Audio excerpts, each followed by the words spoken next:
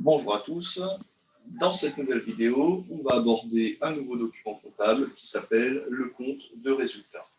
Alors, je rappelle que le compte de résultat avec le bilan font partie de ce qu'on appelle les états financiers que toute entreprise a pour l'obligation d'établir. Une fois par exercice comptable, au moins une fois par exercice comptable. Bon. Si le bilan permet d'avoir une coupe patrimoniale de la situation d'entreprise, le compte de résultat, lui, va servir à la détermination d'un résultat comptable. On rappelle que dans le compte de résultat, au moment où on peut déterminer d'abord ce qu'on va appeler un résultat d'exploitation, puis un résultat financier, enfin un résultat exceptionnel, et en dernier lieu, un résultat global. Donc ce compte de résultat, il fonctionne exactement de la même manière que le bilan. On a des comptes au PCG qu'il faut reprendre, dont il faut reprendre les soldes, et on va ensuite, et c'est ça peut-être la complexité du compte de résultat, traiter ces soldes pour notamment donc, déterminer les différents résultats attendus dans ce document. Bon.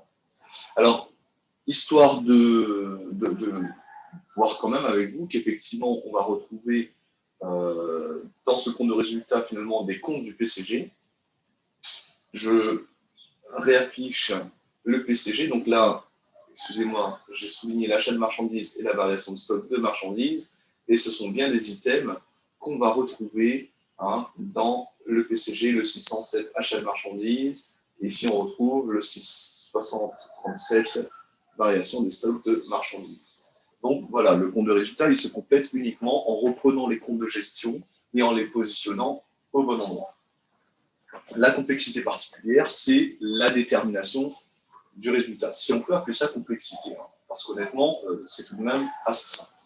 Alors, du coup, dans les évaluations de ce style-là, où on va vous demander de construire un compte de résultat, le défi, finalement, c'est de savoir dans quelle case mettre ces informations en question. Bon. Donc, on va essayer de le traiter ensemble.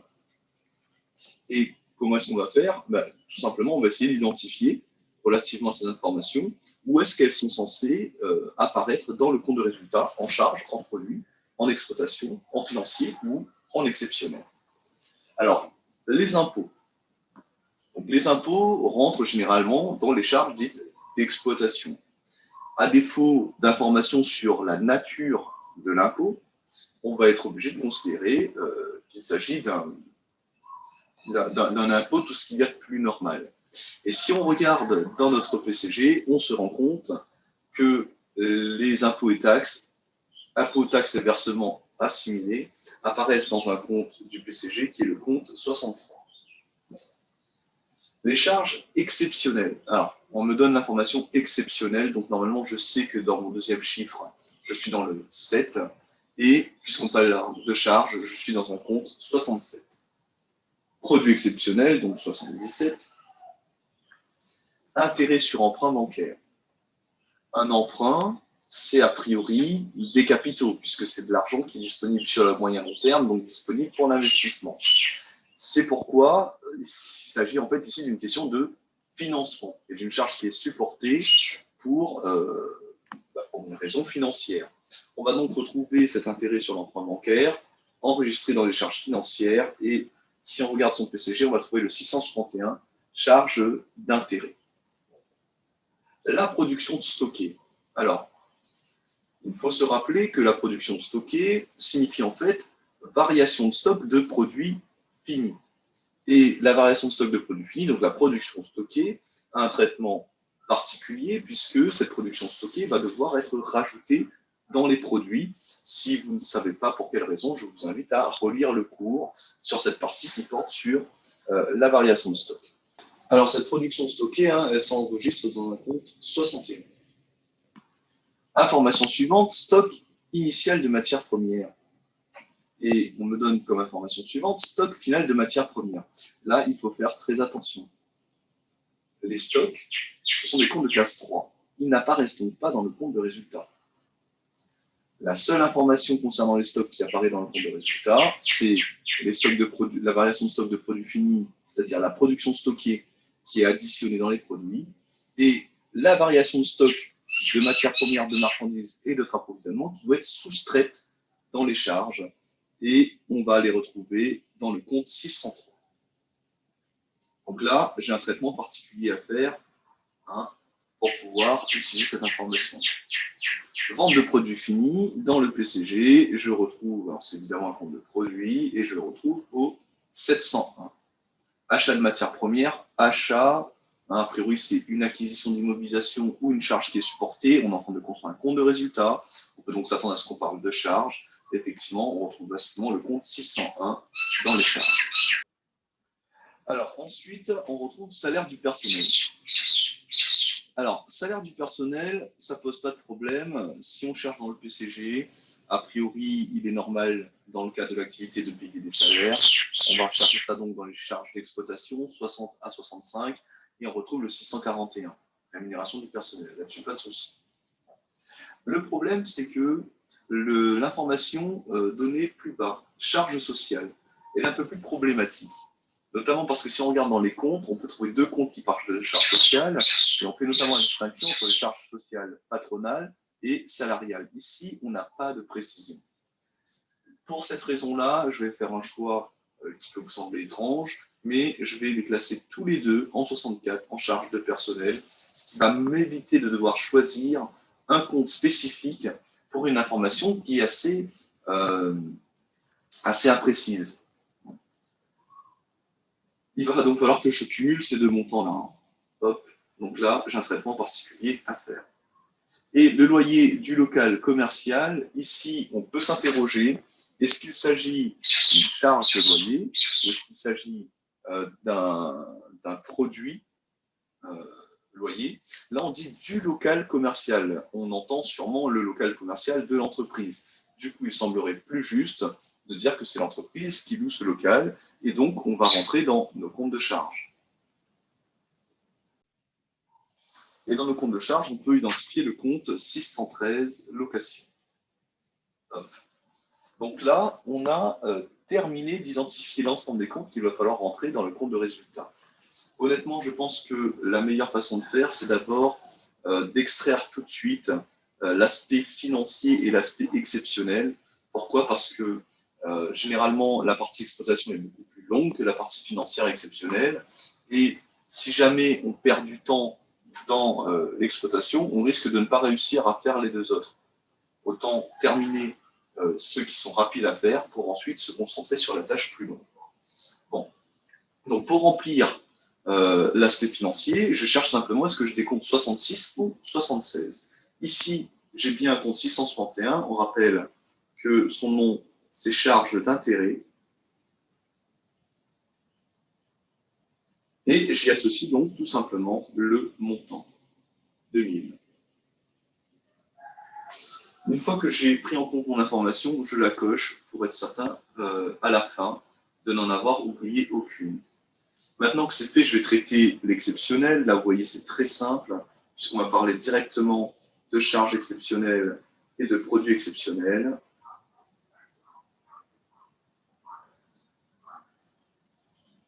Voilà. Produits exceptionnels. Et on entre les montants associés, soit 300 pour les produits et 1200 pour les charges. OK. Donc là, j'ai traité l'aspect exceptionnel. Maintenant, je peux finaliser tout de suite ces deux parties du compte de résultat. Comment est-ce qu'on fait? En fait, là, pour la détermination du résultat, c'est exactement le même principe que dans le grand livre. Je prends ma partie financière, je fais le total des produits des charges financières, le total des produits financiers, je fais la différence et je l'inscris à l'endroit qui permet l'équilibre. D'accord, donc 2000 égale bien 0 plus 2000. Je fais la même chose pour l'exceptionnel, le total des charges exceptionnelles, le total des produits exceptionnels, et je marque la différence du côté qui va permettre à nouveau l'équilibre, soit 900 ici. Bon. Maintenant, pour l'exploitation, je dois reprendre les numéros de compte dans l'ordre qu'ils me sont, par ordre croissant des numéros de compte. Donc, si je traite mes produits déjà, j'ai des ventes de produits finis pour un total de 120 000. Alors ici, je n'ai pas pensé à travailler en milliers, et en même temps, avec 300 et 1200, ça aurait pu être en milliers. Hop, la vente de produits finis, elle a été prise en compte. Il me reste un dernier produit d'exploitation. Hein. On doit chercher des comptes de classe 70 à 75. Je retrouve donc la production stockée que je peux inclure ici. Et je la reprends évidemment avec son montant, 20 500. C'est une bonne idée de ne pas être passé en milliers dans cet exercice. J'ai maintenant traité tous mes produits d'exploitation. Il ne me reste donc plus que les charges d'exploitation. Alors, je vais démarrer par le premier compte, évidemment, l'achat de matières premières. Mais très vite, je dois me rendre compte du deuxième compte qui a un traitement spécifique, la variation de stock. Hein, on rappelle, on traite la variation de stock en la soustrayant au sein des charges du compte de résultat. Donc là, il faut déterminer cette variation de stock. Je rappelle que moi, le conseil que je vous ai donné, c'est de se dire, j'ai une situation initiale, ça varie, donc j'arrive à une situation finale, ce qui me permet de déterminer que la variation se calcule bien comme étant la différence entre le stock final et le stock initial. Ici, j'ai un stock final de 15 000, j'ai un stock initial de 20 000. La variation est donc de moins 5 000 et on me demande de l'enlever. Donc, je fais moins 5 000. Évidemment, comme impact, ça va donner plus 5 000. Mais moi, je sais qu'on soustrait cette variation de stock, donc je le montre. OK. Là, j'ai donc utilisé ces deux informations. Et maintenant, je reprends le cours de ma vie normal et j'inscris les comptes par numéro de compte. Donc, j'ai le 613 qui suit, location, pour un montant de 23 000. Puis, ça c'est fait, j'ai les impôts. Alors, on rappelle qu'au PCG, c'est impôts, taxes et versements anticipés. Assimilés, pardon, pour un montant de 8 000. Et puis, j'ai dit, moi, je vais combiner dans mes charges de personnel. Donc, on reprend charge de personnel. Mes salaires et mes charges sociales. Donc là, ça me fait un total de 57 000. Avoir fait ça est tout de même une prise de risque. Parce que dans le corrigé de l'enseignant, 57 000, ce n'est peut-être pas un montant qui existe. Il faut donc nécessairement que je le justifie par ailleurs, notamment en fin d'énoncé. Et là, j'indique rassemble les salaires et charges sociales. C'est insuffisant. Je vais reprendre aussi les montants qui sont associés. On rappelle que ces montants, les salaires sont de 38 000.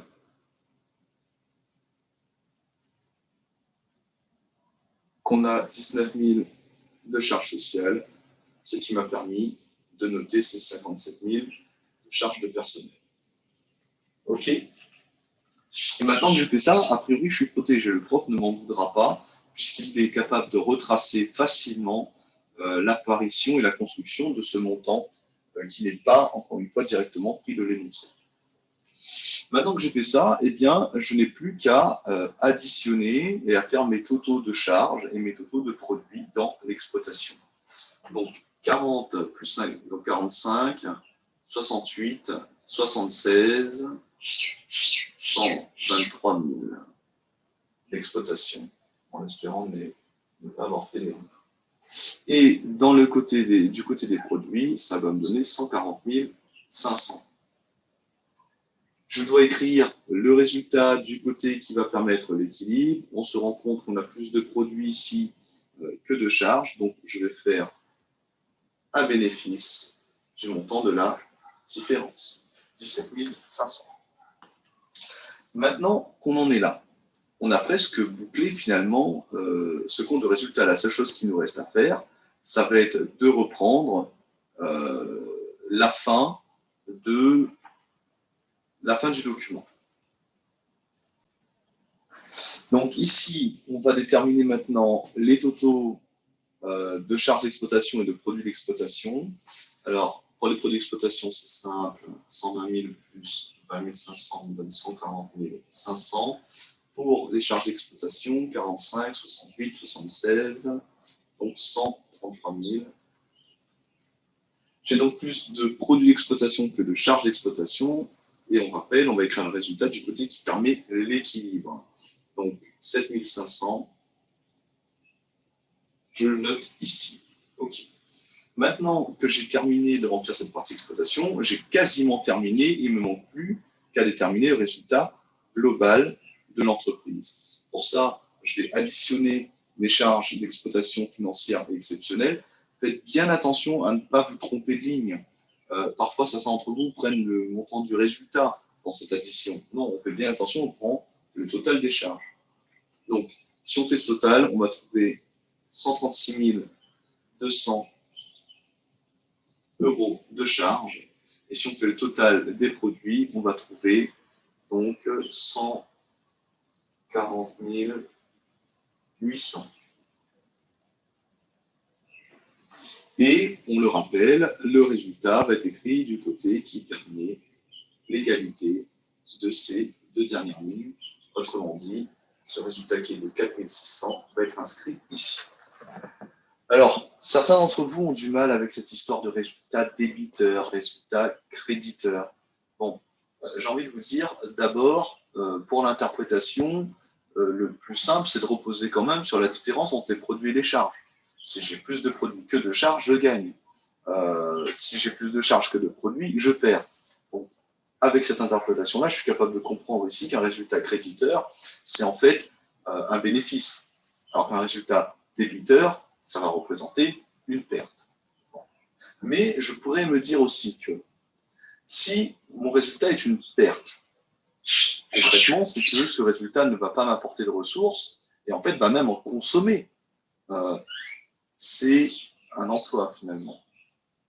D'où la notion de débiteur.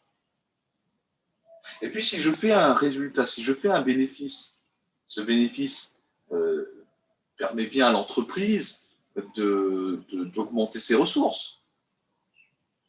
C'est ce qu'on va faire un résultat créditeur. La notion de créditeur, crédit ressources. Voilà. Alors je pense honnêtement que cet exercice sur le compte de résultat ne doit pas vous faire peur.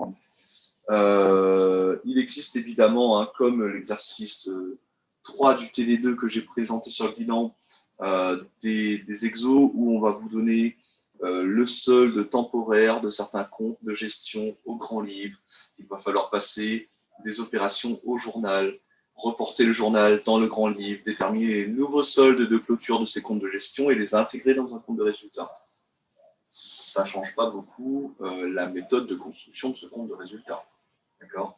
Donc, normalement, ça devrait être une épreuve qui vous rassure. Elle est assez simple, cette épreuve-là. Alors, je rappelle finalement, vous avez deux éléments qui peuvent être source d'erreur. La première, c'est les calculs. Et ça, vraiment, c'est un aspect bête, puisque c'est la compréhension qui est importante.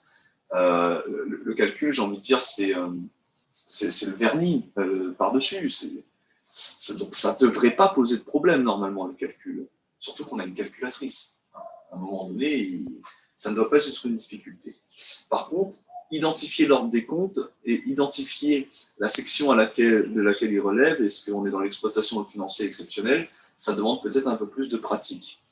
Vous pouvez reposer notamment sur les exos DTD pour commencer à prendre cette habitude pour distinguer l'exploitation du financier exceptionnel, mais je pense quand même que la méthode la plus certaine, parce que vous êtes vraiment dans le domaine de la compréhension, c'est d'essayer de revenir à qu'est-ce que c'est que l'exploitation, qu'est-ce que c'est le financier, et alors qu'est-ce que je mets dans l'exceptionnel. Voilà. En espérant que cette vidéo vous soit utile, je vous souhaite une très bonne fin de journée. À bientôt.